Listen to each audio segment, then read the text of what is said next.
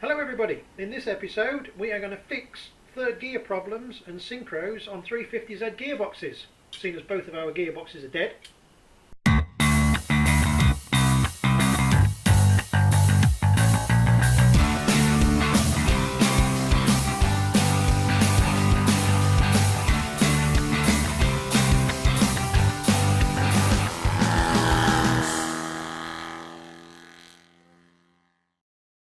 Yes, it's 350Z gearbox time, and we didn't really know this when we, 2 years ago we put the gearbox in the car when we did the manual conversion.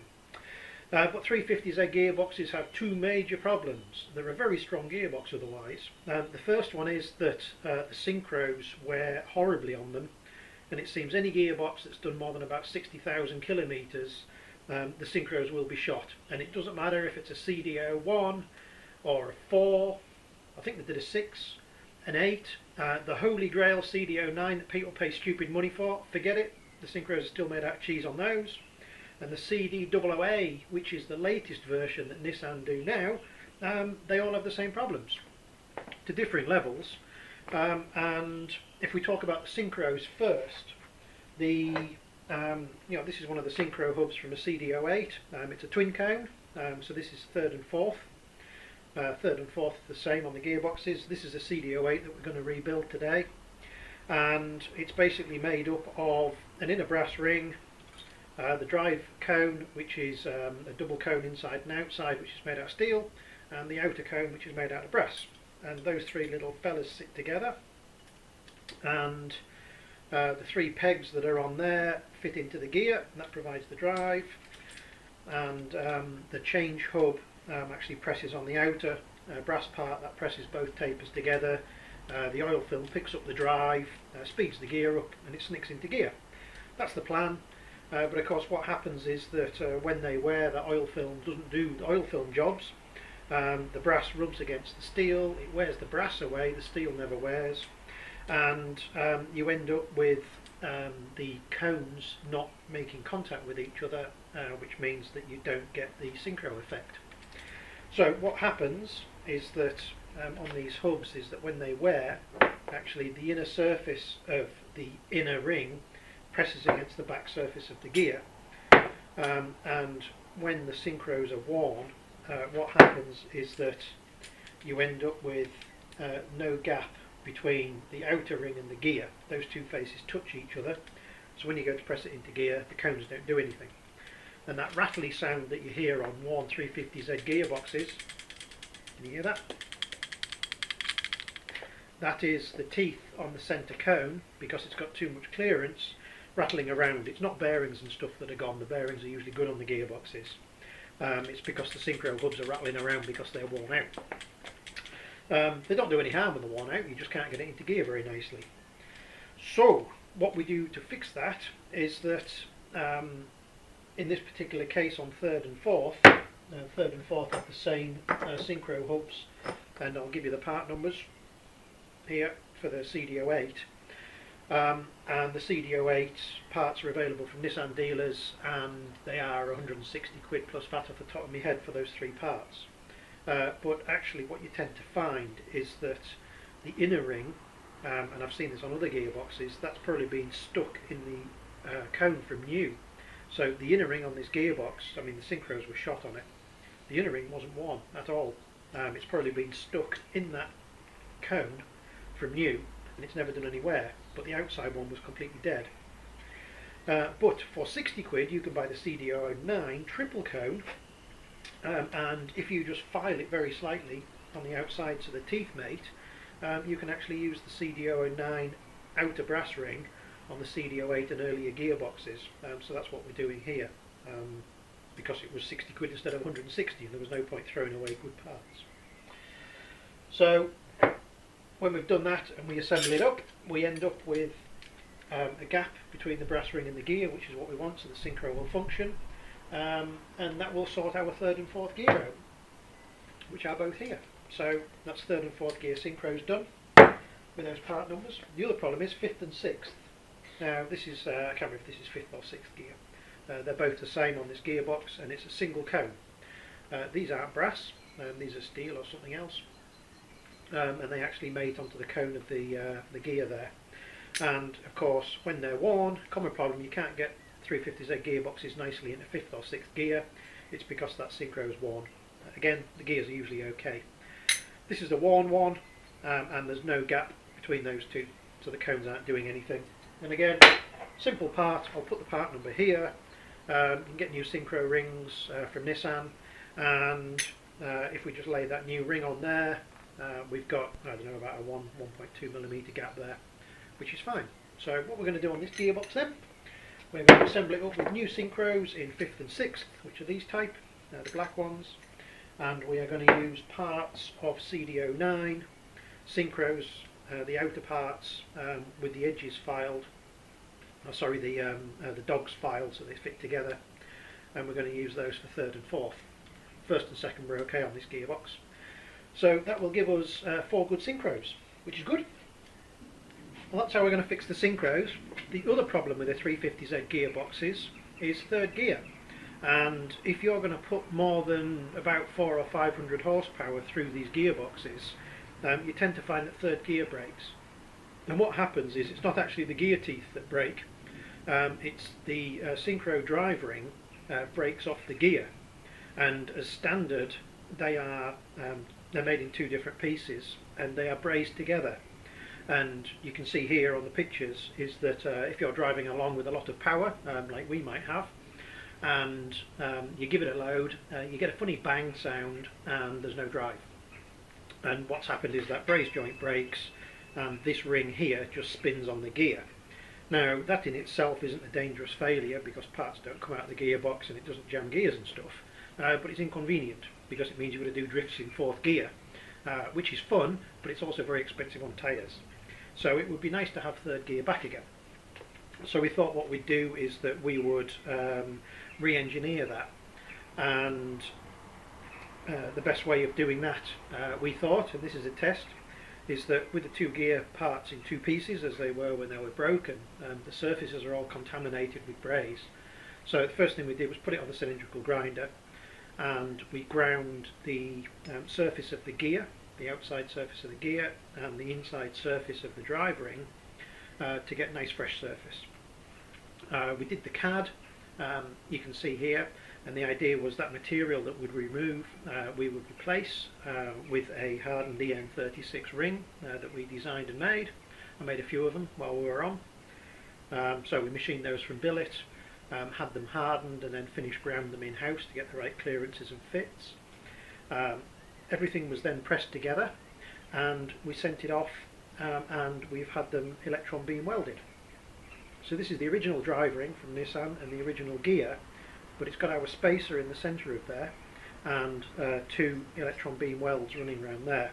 So there is no braze there anymore, and it's made out of good tough hardened material, and electron beam welding is the method of choice for any sort of race gearbox. And actually the company that did these actually make the gears for the Bugatti Veyron. So we figure that we'd give it a go. So there we are. This is our repaired 3rd gear. We think this is going to be okay. There was a bit of work in this, so we're going to rebuild the gearbox up with this gear in it, with our synchros as we've just talked about, and we will put it in the car and we will go and give it as much grief as we can, and hopefully it'll all hang together. So the only thing to do now is to turn this pile of gearbox parts into a gearbox. So we'll get on and do that. The first thing to do is to assemble up the 4th and 5th onto this. So if you look at the gears on the shaft here, it's quite simple. 1st is biggest, 2nd, 3rd, 4th, 5th, which is on this one, and 6th, which is here, and these 2 shafts go together. So the first thing we've got to do is we'll put the new synchro on there. Obviously put some oil on this before it all goes together, and then this is the hub, the drive hub. So according to Nissan, you've got to replace these every time you press them on and off these splines, but we're not going to do that because that's quite ridiculous. The only thing you've got to make sure is that this has got 3 indents. They go towards the back, towards 6th gear, and this hub here has a chamfer that goes to the rear as well, the square face at the front, chamfer at the rear. Got to make sure you get those on the right way around. So first job, we'll press this onto here, put that snap ring on, and then we can put this part up there. You can see I've put the new synchro on there already, and that's the main shaft.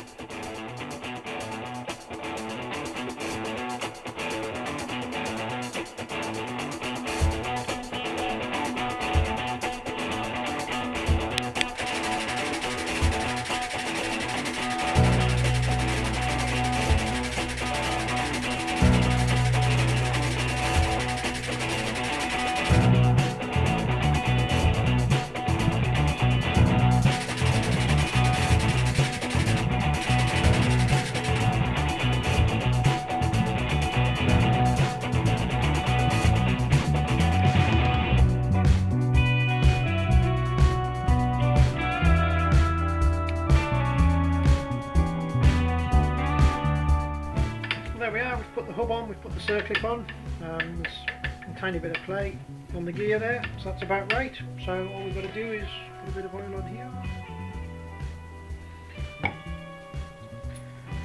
This is the spacer, inner bearing,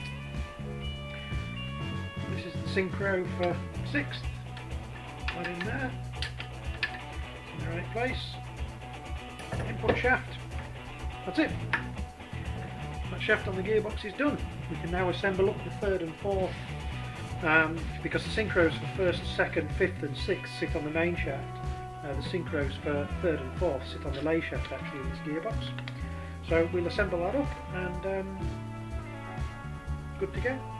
It's time to put the lay shaft together now. This is the one where our broken 3rd sits, or previously broken 3rd. So here's the lay shaft, and we have 3rd gear and 4th gear go in these 2 locations, and you can see I've just laid it out here.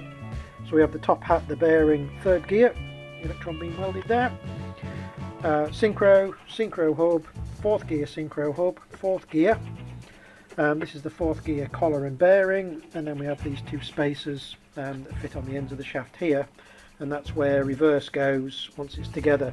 So all we're going to do is press all the parts on here, and we'll have the lay shaft back together.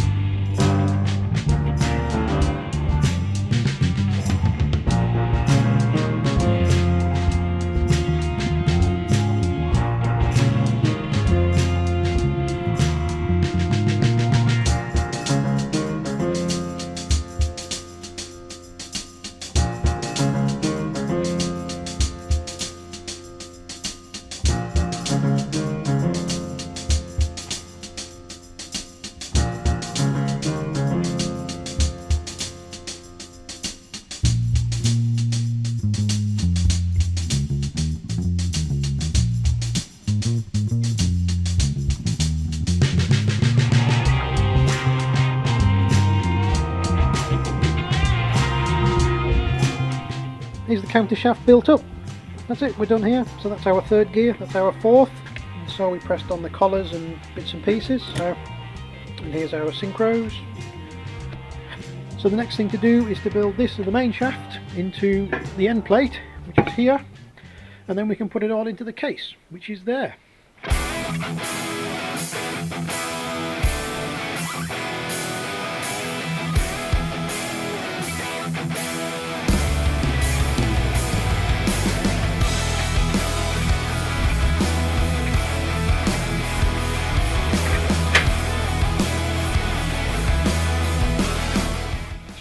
two shafts back in the adapter plate now, and this is the big snap ring that goes on the back of that bearing. You saw I warmed the case up. I only did this 2 minutes ago. I only warmed the case up to hand hot. It just makes it so much easier because, as you see, you just put it on the press, put the two gear clusters together, and they just drop straight in. You don't need to knock it or anything, which just makes it a lot easier.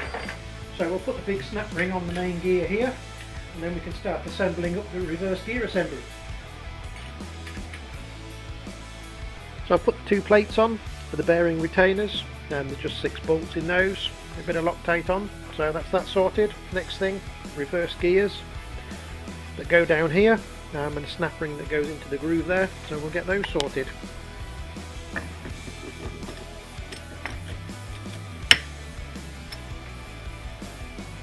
This is the reverse synchronizer, Bork ring. They're usually okay. There's actually, you can see the cone that it runs on there. So it just goes on there, and again, if you push that up against the gear, you can see here there's a gap between the Bork ring and the gear, so that means that synchronizer is not too worn, and then reverse shouldn't be.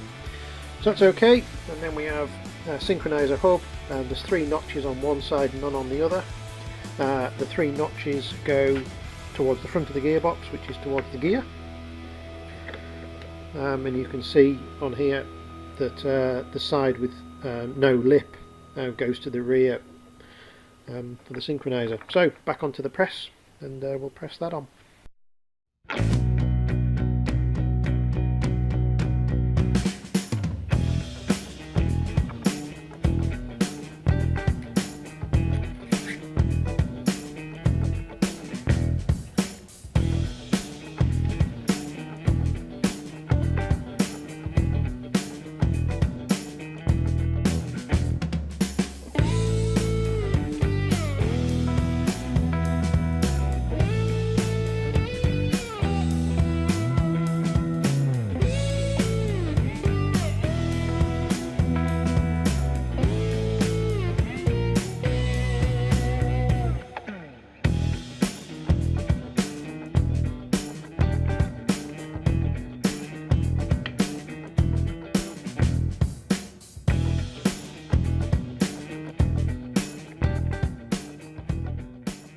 That's our gear clusters and everything pressed together and done there. So next thing to do is we've got to put these shift rods in. This gearbox is a bit curious because it has 2 sets of shifters as such. So we'll start off with 5th and 6th, which is this one here, and work our way around them.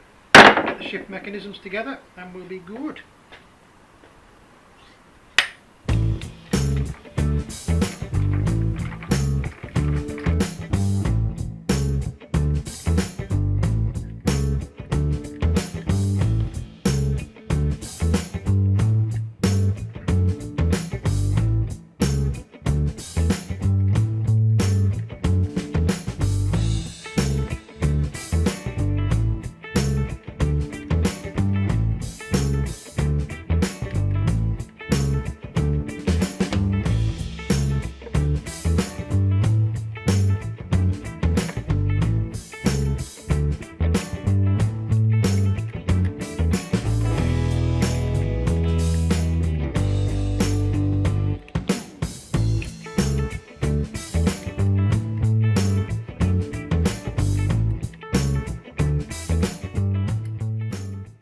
The next bit on this is pretty awkward. You can see the line that runs through here, which is where all the shift forks go, and there's a bunch of rods and things that go through here, so you can't select 2 gears at the same time.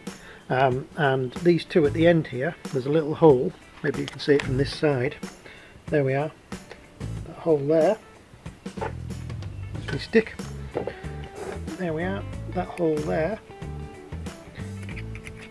And there's 2 ball bearings going there that sit between these 2, so you can't engage 2 shafts at the same time.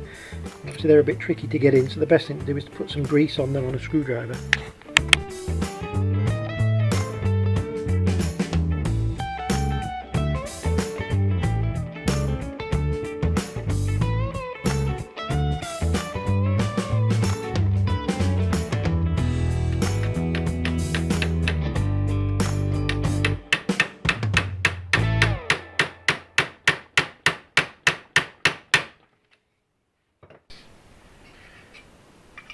That goes over there.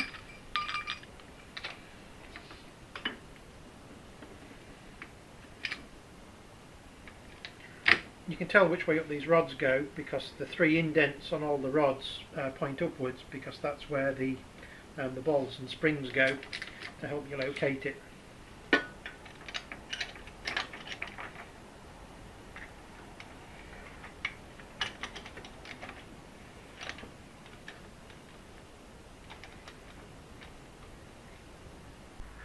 So I've put the 3rd, 4th rod in along with the 2 check balls that go behind it, because you can't get them in afterwards.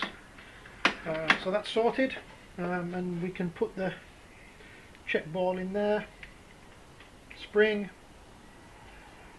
and the end plug.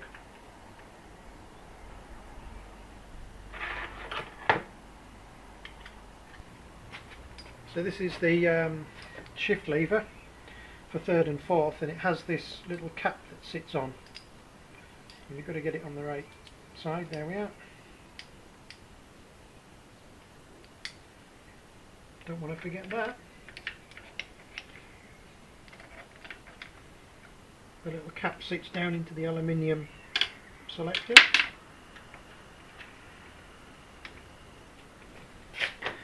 That's all our selectors in. The last part is the striking lever and rod. Obviously that's where the gear change connects to. That's pretty simple. Through there, this locates onto the tangs, and then we're there.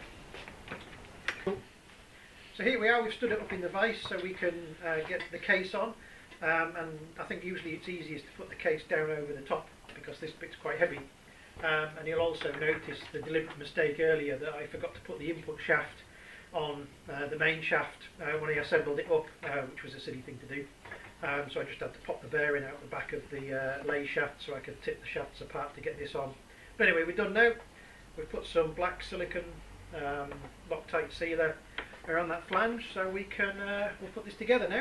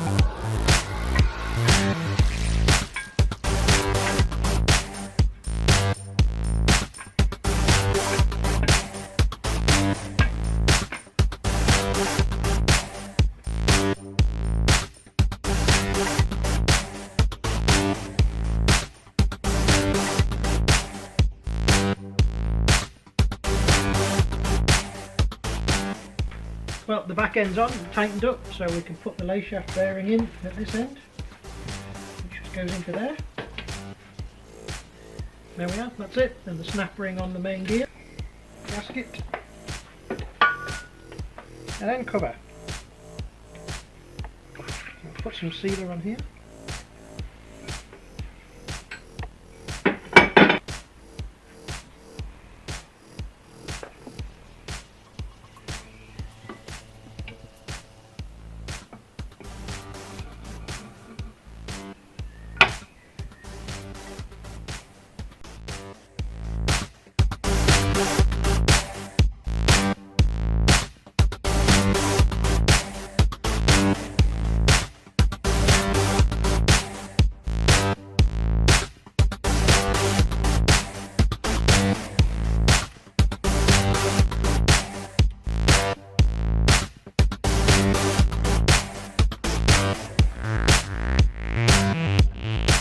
So we're just going to put the plungers in now that go in the side here. The left and right hand ones are different. The right hand one is long spring and the long plunger. So we'll stick these in.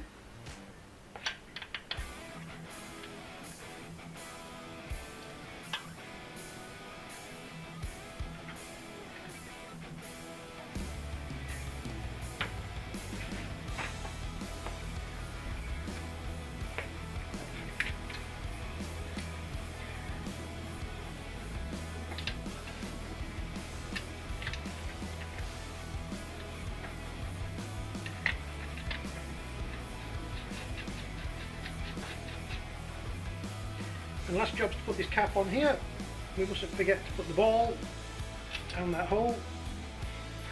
Just put the spring in, because otherwise you're going to find out eventually that you haven't done that.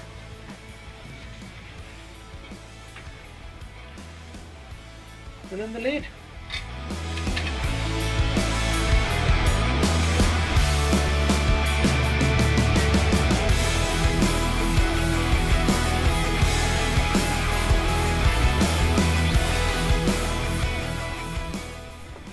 Well, that's it. That's our 350Z gearbox done. So we've been through that. We've got new synchros in 3rd, 5th and 6th because they were shot. We've got electron beam welded and modified 3rd gear, which we did. New tail shaft and input shaft seals, and everything's cleaned up and done. So we think it's good to go. Hopefully this will hold 1,000 horsepower. We're going to put it in the car with our upgraded engine, and we will let you know how you get on. So thanks for watching. 350Z gearboxes aren't too bad to do. You've just got to go at them steady. And join us next time when we are going to be building up our low compression 1,000 horsepower engine, and then bolting it to this gearbox and putting it in the car, and we're going to go out and give it some serious pain. Cheers everyone.